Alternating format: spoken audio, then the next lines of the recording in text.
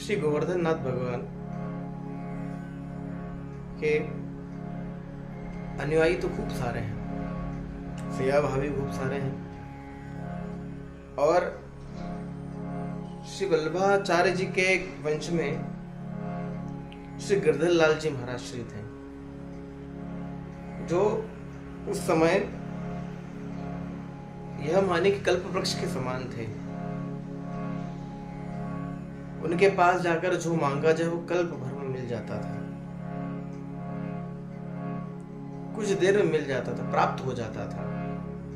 बड़े विद्वान थे और भगवान के साक्षात दर्शन किया करते थे, श्री गोवर्धन नाथ जी की सेवा किया करते थे।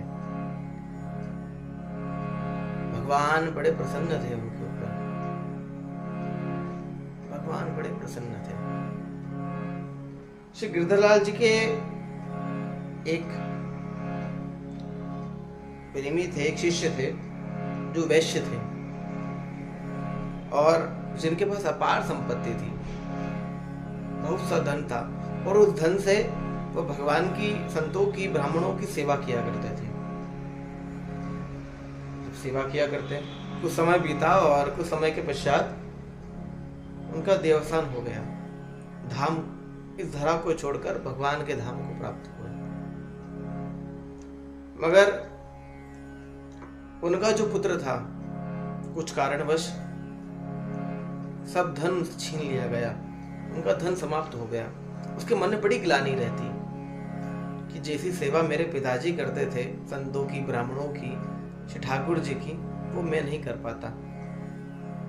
तो एक दिन अश्रुपात करते करते श्री गिरधरलाल जी के पास पहुंचे। कहा, प्रभु आप मुझ पर कृपा कीजिए, आप मेरा सहयोग कीजिए। मैं भी अपने पिताजी की तरह भगवत सेवा करना चाहता हूँ, भगवत नाम स्मरण करना चाहता हूँ, संतों की सेवा करना चाहता हूँ, मगर मेरे पास धन नहीं है, मैं कैसे सेवा करूं? कुछ भी नहीं है मेरे पास। प्रभु आप कृपा कीजिए ताकि मैं ब्राह्मणों की, संतों की, श्री गोवर्धन नाथ जी की सेवा कर सकूं। मेरे मन में बड़ा भाव है उनकी सेवा करने का, और जो कार्य पिताजी कर कर गए हैं उसको, कार्य को आगे भी तो बढ़ाना, उनसे जो संस्कार लिए हैं उसको और बढ़ाना है आगे। आप कृपा कीजिए। तब आपने उस लाल जी को कहा, उस बालक को कहा कि बेटा तुम ठाकुर जी का भजन करो। कहा, प्रभु ठाकुर जी कैसे मिलेंगे? भगवत साक्षात्कार होने का आप उपाय बताइए, भगवान कैसे मिलेंगे? तब आपने बड़ा ही उदार भाव से और सहज भाव से कह दिया कि प्रीतम प्रीति ही हेत पे है, अर्थात प्रेम से ही प्रीतम को पाया जा सकता है। श्री ठाकुर जी को पाने का एकमात्र साधन है प्रेम। इसलिए तो कहा है ना, ओ ये तो प्रेम की बात है उधो,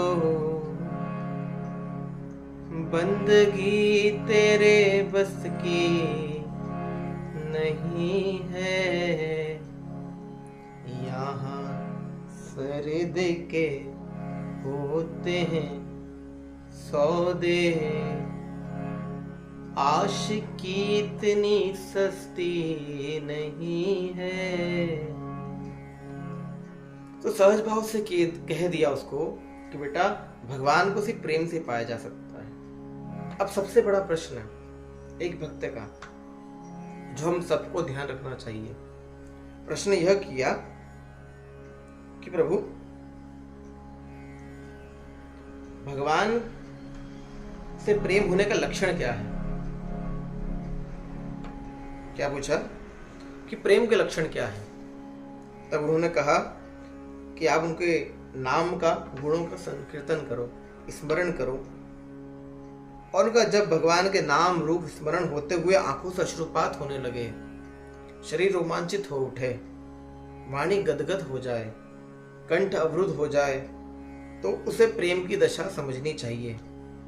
ऐसी दशा पर रीच कर ही भगवान भक्तों को दर्शन प्रदान करते हैं। ठीक है, मैं भगवान को खूब नाम लूंगा, खूब जाप करूंगा, खूब कीर्तन करूंगा। चला घर पर, भगवान का नाम लेता, संतों की सेवा करता, भगवान का नाम लेता, स्मरण करता, इतने दिन रात भगवान की सेवा में लगा रहता, मगर ना तो मन में रोमांच हो, ना वाणी गदगद हो रही है। कुछ क्षण के लिए ऐसा लगता कि प्रभु क्या है, श्री गिरधर लाल जी क्या है, श्री गोवर्धन नाथ जी क्या है, वाह क्या रूप है, क्या माधुर्य है उनका। श्री गोवर्धन जी क्या है, वाह। जब वो चलते हैं तो उनके चरणों के चरण चिन्ह पर उनकी सुगंध के कारण भंवरे मंडराते हैं।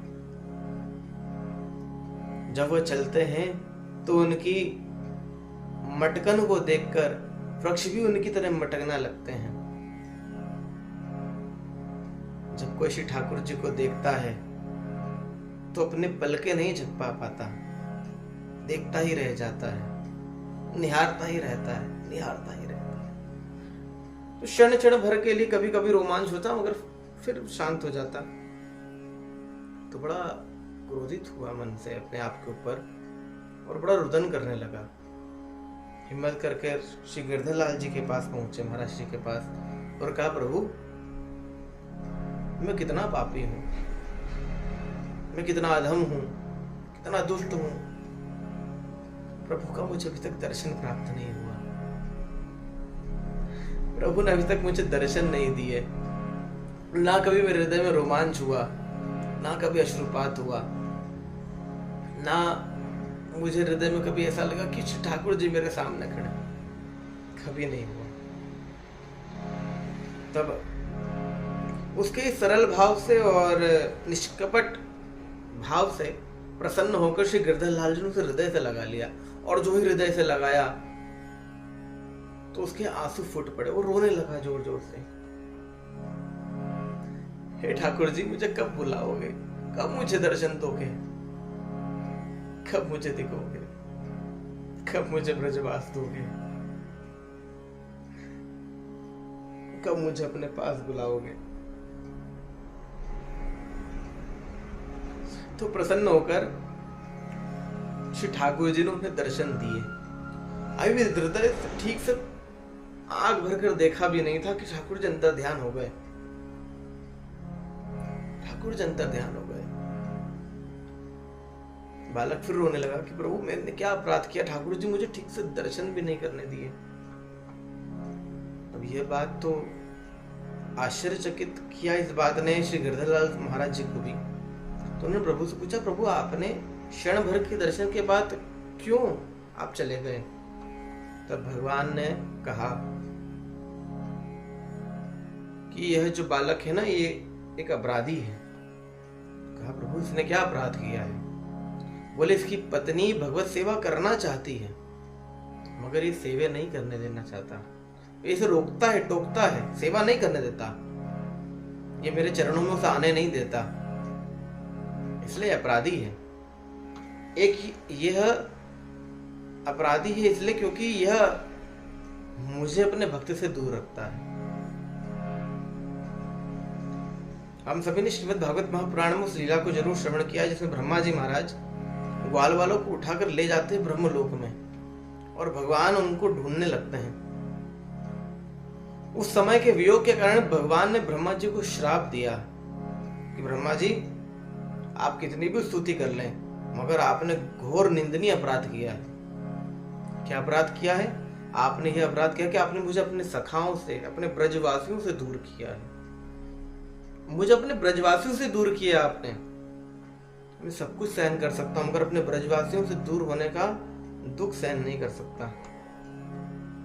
नहीं। तो कहा, प्रभु आप मुझे दंडित करें, मैं क्या करूं? भगवान ने कहा कि कलयुग में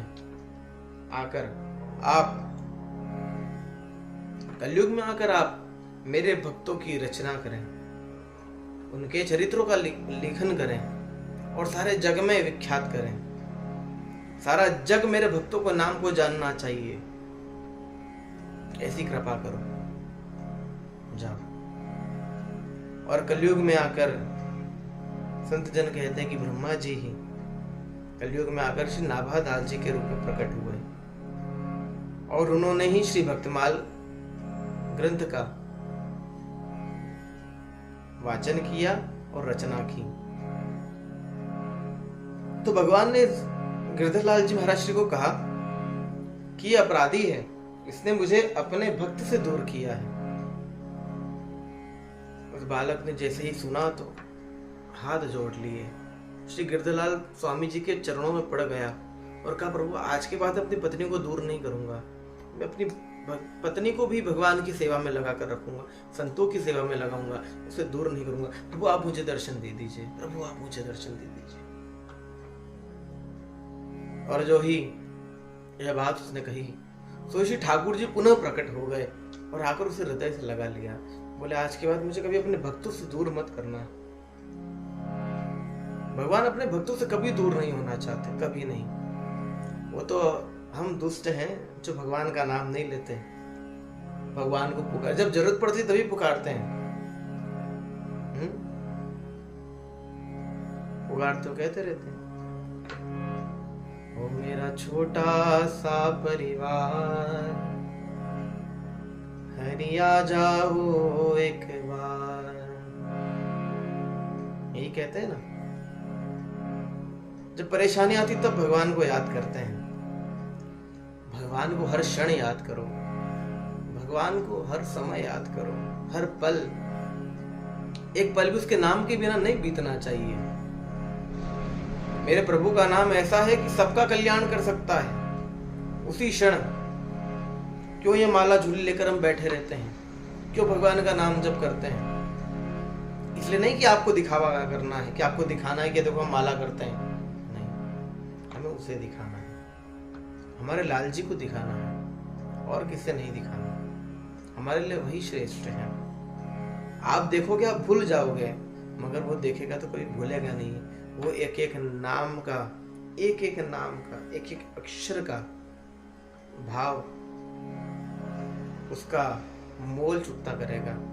अंतिम समय जब जाएंगे ना,